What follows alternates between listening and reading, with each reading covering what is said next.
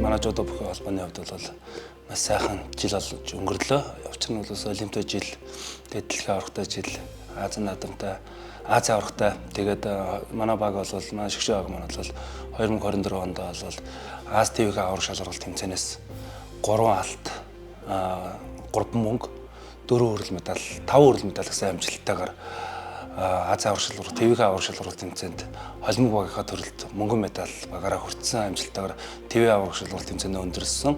Түүний дараа бол дэлхийн авраг шалралт тэмцээн болсон байгаа.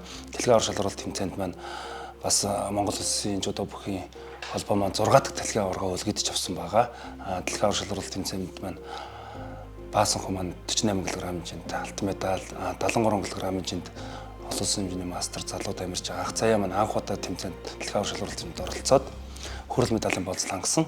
Түүний дараа бол олимпийн наадам маань бид нар 10 оны бүрэлдэхүүнтэй орсон. Тэгээ холимог багийн төрлөө эрхээ авч орсон. Нийтдээ 11 эрхтэйгээр бид нар оролцоод 48 кг хэмжээнд барилдсан дэлхийн авраг, Аз ТV авраг Баасан хүмүүс маань мөнгөн медаль хүртсэн. Манай 3 тамирчин маань шагналт 7 дугаар хайранд орсон. Гавьяа тамирчин Басгүй, гавьяа тамирчин Инхрилэн, олон улсын хэмжээний мастер Эрдэнэ 2 нар маань шагналт 7 дугаар хайранд орсон амжилттайгаар олимпийн наадмыг дуусгасан. Түүний дараа бол манай өсвөр залуучуудын дэлхийн авраг шалралт тэмцээн болсон. Энэ жил бол айгүй гоё онцлогтой жил маань бол 8 сард туссан Лима улсын Перу хотоос өсвөр үеийн дэлхийн авраг шалралт тэмцээндээ бид нар бол маш сайхан амжилт байгуулсан. Манай Монголын жудо бүхэн холбоонд бол энэ 2 байдгүй медалийг манай өсвөрийн баг тамирчид маань авчирсан. Үүний нэг нь гэх юм бол бид нар бол насан туршийн дэлхийн аврагт 6 аврагтай, залуучууд дээр бид нар 2 алтан медальтай, залуучдын дэлхийн аврагын ангиллалтай. Өсвөрийн дэлхийн аврагтай бид нар алтан медаль байдгүй байсныг манай 57 кг хэмжээнд барилдсан гүрүү дожод хэмжээний тамирчин тэр шин Ариун Заяа маань Монгол улсын хамгийн анхны өсвөрийн дэлхийн авраг болж болсон байгаа. Түүний дараагийн нэг байдгүй нэг медаль нь бол 2017 оноос хойш нэг багийн дэлхийн аврагч нь холимог багаараа болж эхэлсэн байгаа. Бүх насны өсвөр залуучууд насан туршийн дэлхийн авраг шалралт тэмцээнд холимог багаараа ордог болсон олимпийн төрөлд ч гэсэн.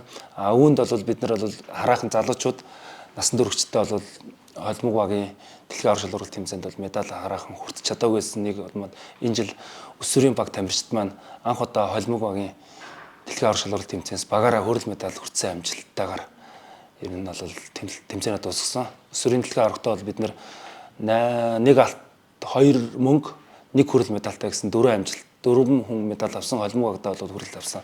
Залуучдын дэлхийн аврагтаа бол энэ жил бол хараахан медаль авч чадаагүй. Тэгээд оны төгсгөл болсон Токиог дуулаг тэмцээнд маань залуу тамирчдын бүрэлдэхүүнтэй ерөнхийдөө явсан. Тэндээс манай 57 кг хэмжээнд барилдсан өсвөрийн дэлхийн авраг Ариун Заяа маань 17 настайдаа Токиог дуулаг тэмцээнээс хүрэл медаль хүртлээ. Мөн өсвөрийн дэлхийн аврагт мөнгөн медаль авсан Чамсрангийн ануудаар маань хүрэл медалийн төлөө Токиог дуулагт хүрэл медалийн төлөө барилдаж шагналт хожигдож явж байгаа хожигдоод шагналт 5 дугаар хайранд орлоо. Ерөнхийдөө бол бас сайхан амжилттай олон улсын жудо бүхэн холбооны календарын давах тэмцээний дуусглаа.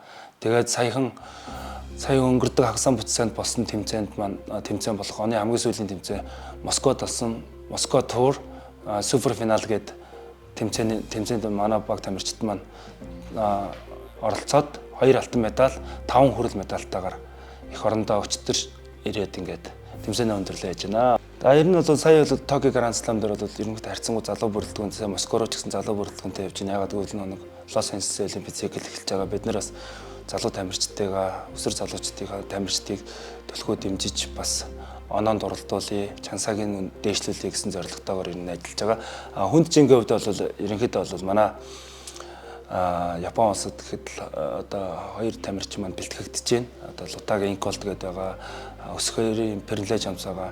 Одоо манай хасгацууд барилж байгаа гончиг сүрэн маань бол ерөнхийдөө бол нэмэх 100 юу, хасах 100 юу гэдгийг хараахан шийдээгүй байгаа. Одоо бол олимпийн дараа нэг амралтын байдалтай, тэгээ хараахан бэлтгэлтэй ороогүй, тэгээ жоохон хүч хийгээд тиймэрхүү байгаа.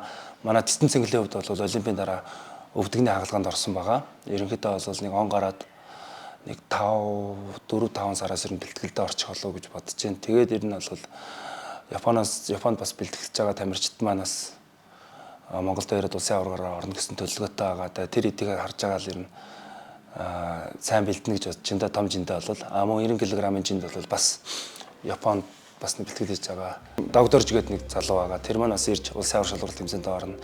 Тэрийг бас хэр бэлтгэл хийсэн энэ бас судлаа гэж бодож байна, харъя гэж бодож байна. Улсын аврал чансаа хэр байна. Залуу тамирчид үеийнхэнтэйгээ хэр барилдах нөө гэсэн л тооцтой энэ да. Тэгээ 100 кг-ын жинд бол манад тэр одоогийн байдлаар бол алтан шагаан инх 2 байна. Залуу тамирчин. Мөн хөдөр чулуун байна. Хөдрөгийн маань хувьд бол энэ оны Зүүн Азийн аврал шалралт тэмцээнд алтан медаль авсан байгаа. За эмэгтэй асах нэмэх 78 маань бол одоогийн байдлаар бол бас доороос залуу тамирчид бас юм төлхөө бас гарч ирж байна. Одоо бол олимпийн наадамд орсон Отгон баярыг хүслэн байна. Сая доороос бол залуучдын ангиллаас бол Айлтгүй Баатрын Долом сүрэн гэдэг охин маань сая топ 6 тэмцээнд төрүүллээ. Нэмэхэд бол манай одоогийн байдлаар Адиас сүрэн номин зул инх цул гэсэн нэг бүрэлдэхүүнтэй нэг 3 охин маань л ирнэ байна. Жаргалмаа гэдээс байгаа. Одоо Монголдо бол бэлтгэл хангагч партнер хомс. Тийм болохоор энэ том жинхнийг аль болох гадаад руу том жинхтэй усууд руу явуул бэлтгэл хийлгэж бэлтгэлийн хангуулъя гэсэн төлөвлөгөөтэй байгаа. 90 ялгаахгүй ер нь бол